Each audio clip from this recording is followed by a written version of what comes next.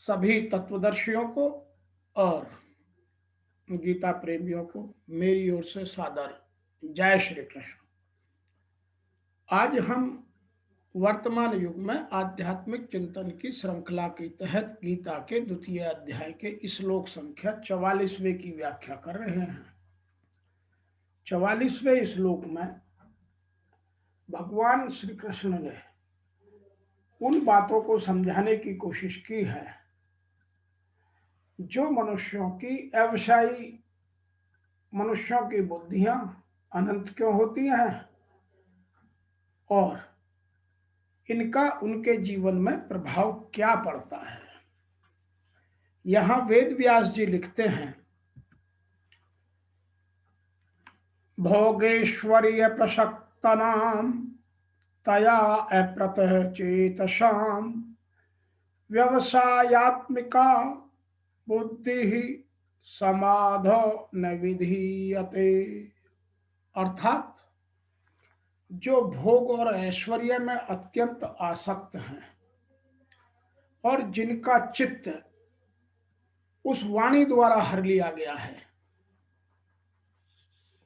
उन पुरुषों की परमात्मा में निश्चयात्मिकता बुद्धि नहीं होती।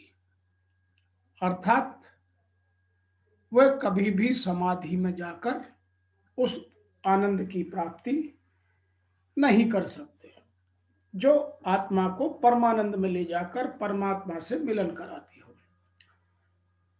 Those men who are very much attached to pleasure and wealth and whose minds are drawn away from the flowery speech are unable to fix their mind with determination in karma yoga।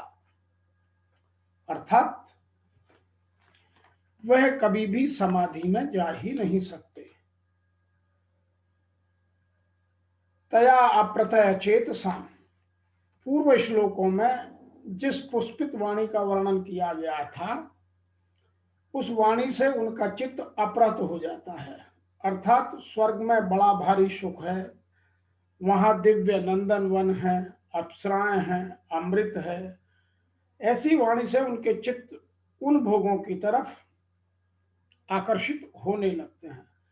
भोगैश्वर्य प्रसक्ता नाम शब्द, स्पर्श, रूप, रस और गंध, ये 5 विषय शरीर का आराम, मान और नाम की बड़ाई, इनके द्वारा सुख लेने का नाम भोग है।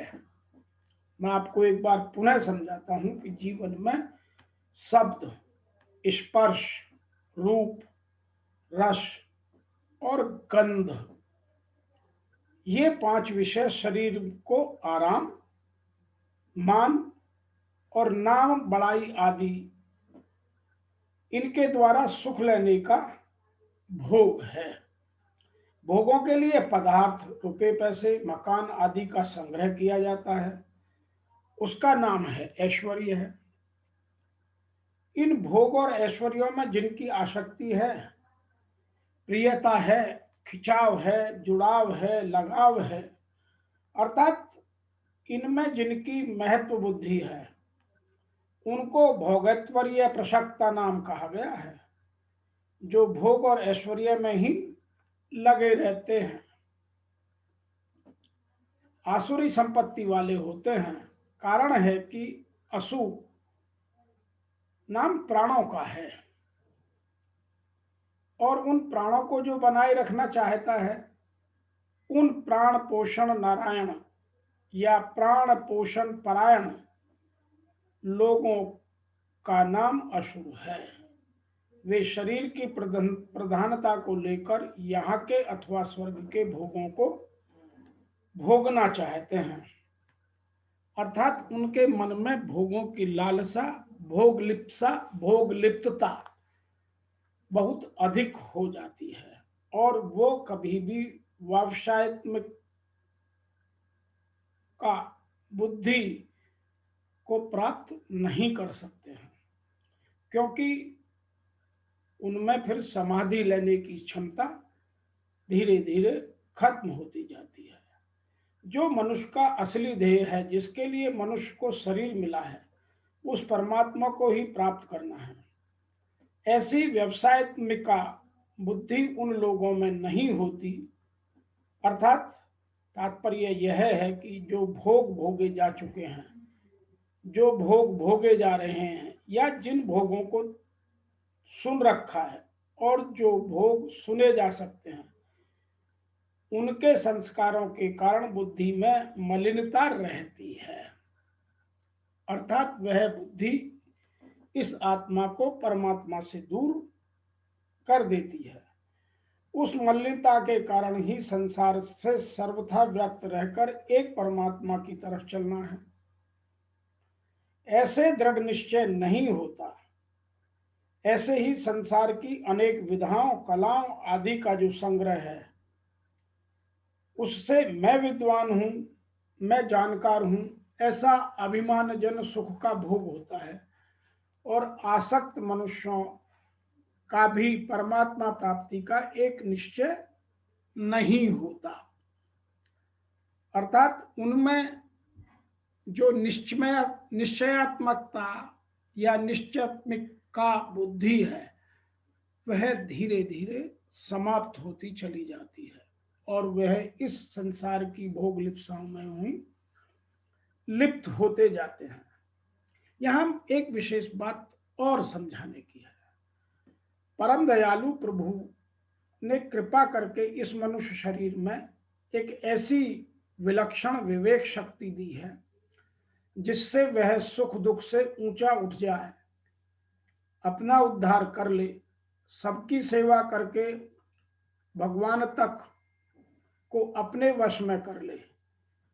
इसी में मनुष्य शरीर की सार्थकता है। परंतु प्रभु प्रदत्त इस विवेक शक्ति का अनादर करके हम नाशवान भोग और संग्रह में आसक्त हो जाते हैं, जो पशु बुद्धि कहलाती है। कारण है कि पशु पक्षी भी भोगों में लगे रहते हैं। ऐसे ही अगर मनुष्य भी भोगों में लगा रहे, तो पशु पक्षियों में और मनुष्यों में अंतर ही क्या।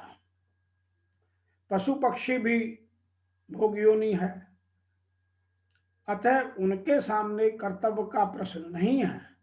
परंतु मनुष्य तो केवल अपने कर्तव्य का पालन करके अपना उद्धार करने के लिए ही मिला है, भोग भोगने के लिए नहीं। और हम यदि पशुओं की, पक्षियों की तरह भोग भोगने में लग जाएंगे, इसलिए मनुष्य के सामने जो कुछ अनुकूल और प्रतिकूल परिस्थिति आती है, वह सब साधन सामग्री है, भोग सामग्री नहीं।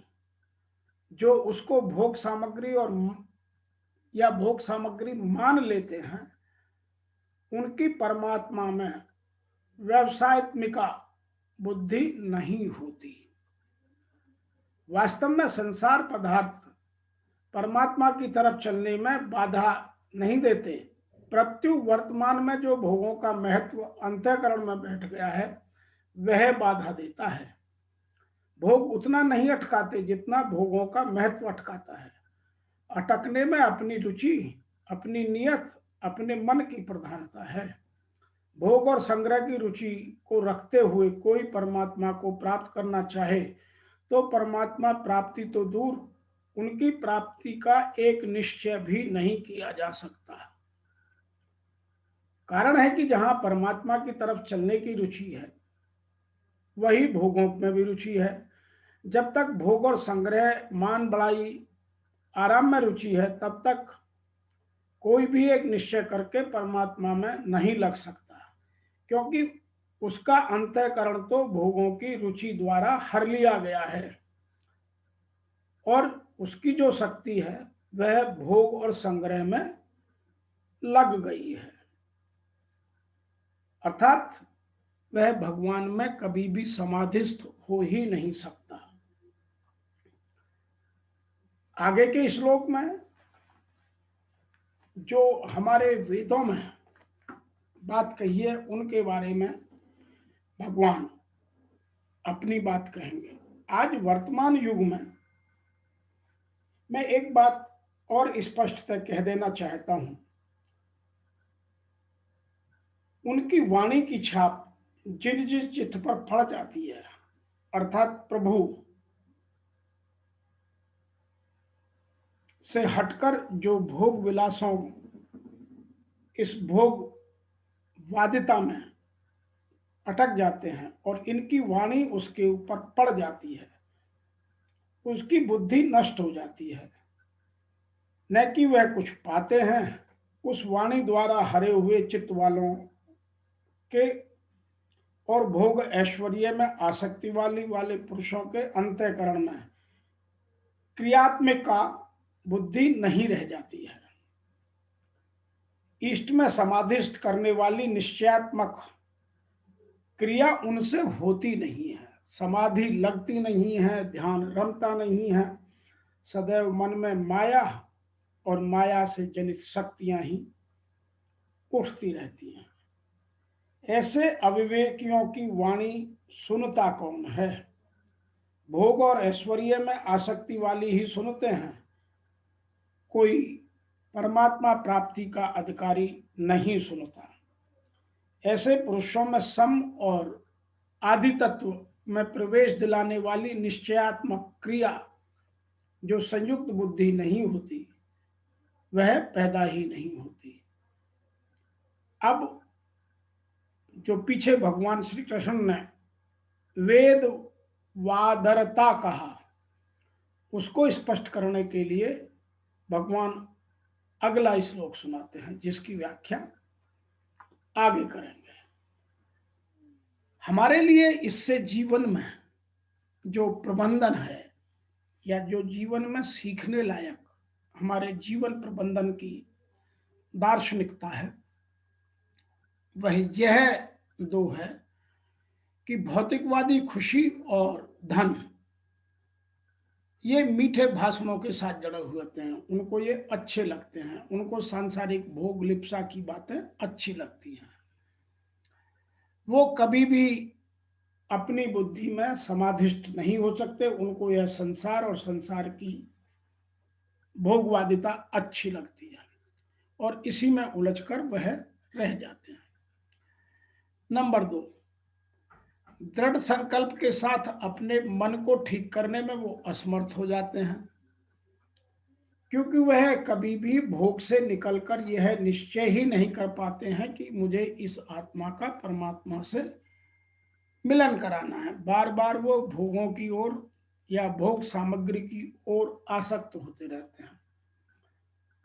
अतः जब तक हमारा मन इन भोगवादिता की वस्तुओं से हटकर